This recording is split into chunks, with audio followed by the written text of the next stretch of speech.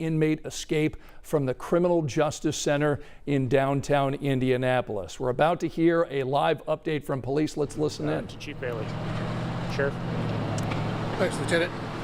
Again, I'm Kerry Forstall, Sheriff of Marion County, and have the tragic responsibility of informing you about a death of one of our deputies today. It was an escape attempt at the CJC, the Community Justice Campus.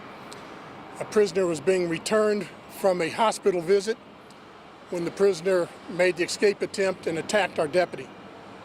During that period of time, he nearly died and was transported here to the hospital where he was declared dead. John Durham's been with us for nearly 40 years, about 38 years. He's got an extended family in law enforcement. His wife works for us. His son just started as a detention deputy about a month ago. He's going through the training academy.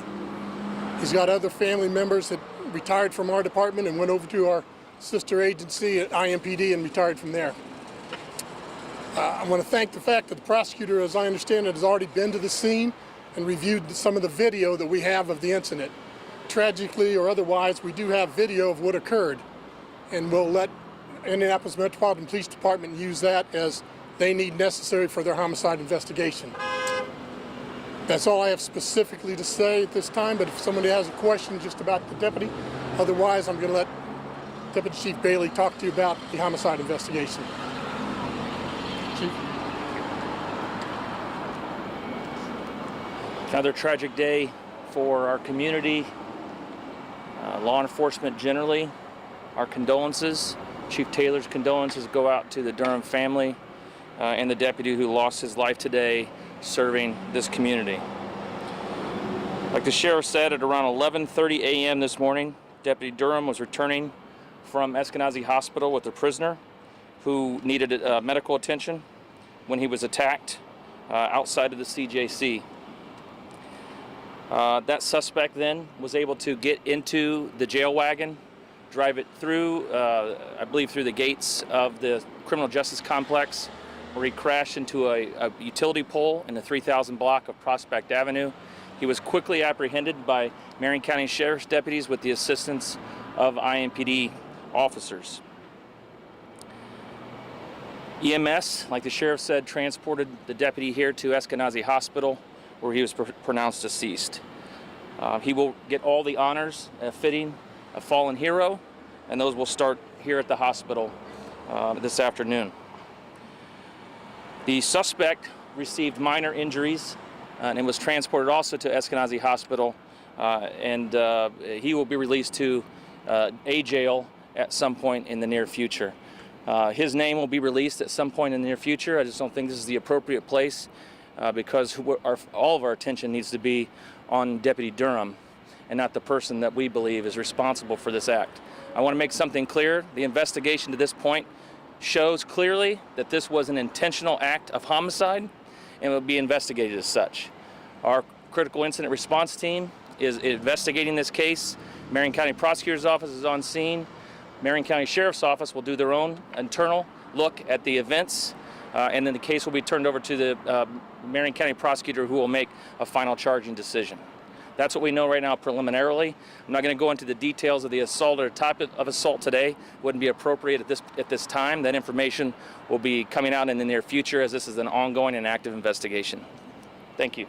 Sheriff Forstall, you talked about this legacy of service for Deputy Durham, more than 4 decades. What does that mean for the department? I mean, this is a tragic loss already, but someone who has dedicated his life to give back to his community. And his family. And it's tragic that happens to anybody in this community.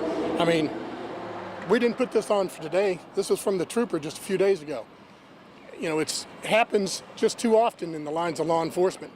We appreciate when the community stands up and supports and remembers that the people who do this work, I mean, they're walking in, the deputies who walk into the jail every day are walking into a place where there's over 180 people charged with murder. There's 2,400 prisoners out over there. And a lot of them think that they want to escape, and some of them take the extreme measures like this guy did today, which isn't his first alleged violent act in this community. So we'll remember that he should be held accountable in court. What do you want people to remember about Deputy Durham? John's just a good guy. He really was. I mean, he's 38 years You can't give that much law enforcement to your community and not have meant something. And to pass it on to his family and to his brothers, I mean, there's law enforcement all across his family. Have you talked with the family yet? What was your message to them? I did. Needless to say, they're in shock. I mean, his son is out there at the Detention Deputy Academy today, and I'm sure he went there today to follow in his father's footsteps. And at the end of the day, he said, I don't know what I'm doing now.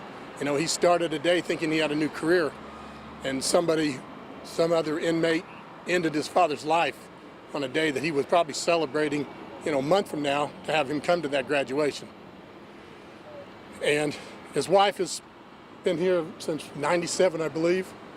So Ramona's been here a long time. She knows it's dangerous. She works in there, but still didn't expect to think that would happen to her husband. So they're shocked, and we've had our chaplains who unfortunately have a very difficult job bringing information like this to the family. He also has two sons in the military. They're in the Air Force in Germany, so we had to make contact with them over there, make arrangements for them to come back. So he's going beyond just here where he served the community. His wife, what did she do for your office? She works up in our medical office as a deputy. And Sheriff Forrestal, what training academy, one more time, is his son? The Detention Deputy Academy, the ones that eventually work at the Adult Detention Center where this occurred today. So in other words, he would be probably doing the same job eventually as his father? He would.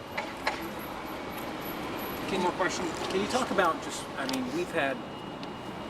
today is a funeral for an officer down in southern Indiana. We just had a funeral for Trooper Smith, and now you have one of your deputies that was, this has not been a good 2 weeks. Can you sort of just speak to what the law enforcement community in this state is feeling right now? Well, I'm sure it just could be overwhelming at times. I mean, of course, you know, you'd expect, you know, phone calls from people, but offers of help and assistance. I mean, I got a call from Rick Snyder, President FOP, as he's heading back from Tell City from the funeral. Superintendent of State Police coming from another incident. So they're traveling from the other. Danny Overlease, who is very important to a lot of line of duty deaths. Tragically, it's some expertise that he has that helps people in that time, but he's going from one death to the other, and it puts a strain on everyone. How's your department feeling today? I think you could just see a kind of a stunned look on most people in the hallway. Thank you. Thanks.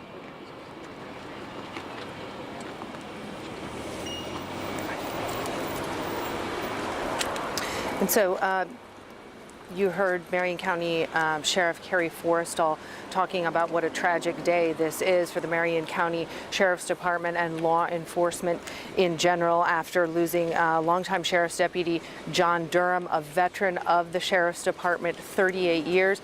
And really a legacy of service from the Durham family.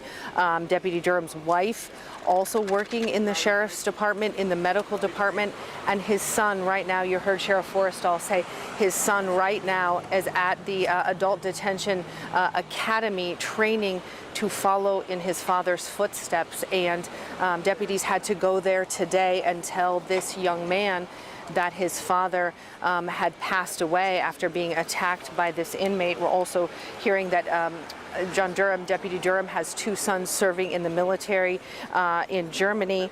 And of course, this comes just after a very, very difficult 2 weeks for law enforcement. On Friday, Indiana State Trooper Aaron Smith was laid to rest after being killed in the line of duty about a week and a half ago. And then today is the funeral for that Tell City police officer who is being laid to rest after being shot by a suspect. And IMPD Deputy Chief Bailey saying this is happening far too often to law enforcement in this community, in this state. And here we have another law enforcement agency grappling with a tragic death. Scott? All right, Emily Longnecker reporting live outside Eskenazi Hospital following this tragic new development that came out of this attack by an inmate this morning. Deputy John Durham losing his life after an inmate escaped as the deputy was taking this inmate back from Eskenazi Hospital back to the Justice Center. This inmate somehow got out, attacked this deputy, stole a jail wagon, crashed it just a few feet away. They took Deputy John Durham to the hospital, and just told just a few short moments ago that he lost his life as a result of that attack today. We do not know the name of this inmate. We don't have any details of that attack.